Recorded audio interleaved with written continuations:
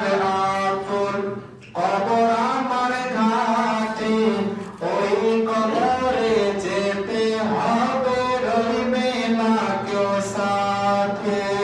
থাকতে হবে নিরালায়, একা একা বাস দোলায়। থাকতে হবে নিরালায়, একা একা বাস দোলায়। চতুর্দিকে রবে শুধু মাটি, ওই কবরে যেতে হবে, রইবে না কেউ সাথী। ছেলে যাবে না, যাবে না, মেয়েও যাবে না, কিছুই যাবে না, একটাই সঙ্গে যাবে, সেটা আপনার আমল। সুবহানাল্লাহ। এবার কি বলছে? যে 3.5 হাত মাটির ঘর, কারো আপন কারো পর, আরে কারো বা ফুলেরই বাগান, আরে কারো বা হবে জাহান্নাম।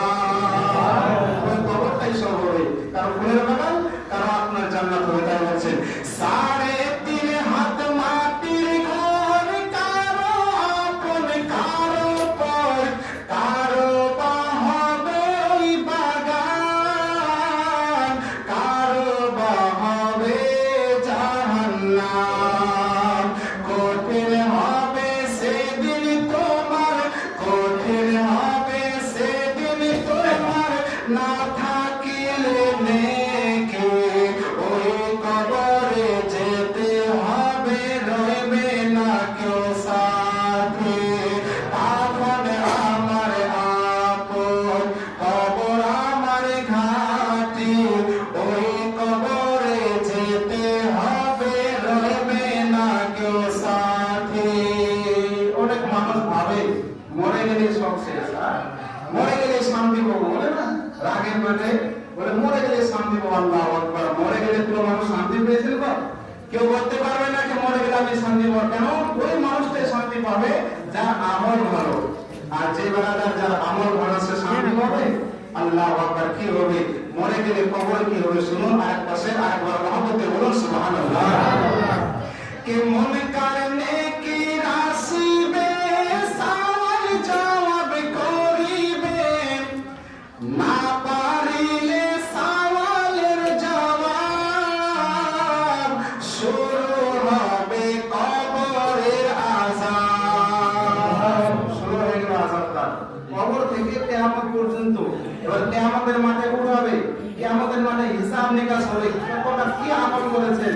ওই আমল করার পরে তারপরে আবার জান্নাত আর জাহান্নাম হবে। কিন্তু যার আমল খারাপ, তার কবর থেকে আযাব শুরু হয়ে যাবে।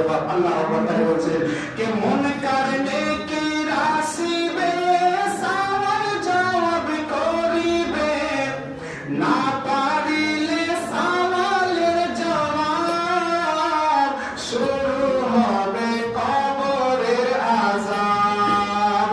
আমল নামা সেদিন তোমার, আমল নামা সেদিন তোমার, হবে ঘরের বাতি, ওই কবরে যেতে হবে, রইবে না কেউ সাথী। ওই কবরে যেতে হবে, রইবে না কেউ সাথী। আল্লাহু আকবার কবিরা। ওই মার জন্য আমরা দোয়া করব, আল্লাহ তাআলা যেন ওই মাকে সমস্ত মুসিবত থেকে দূর করে যেন জান্নাত করুন। আল্লাহুম্মা আমিন।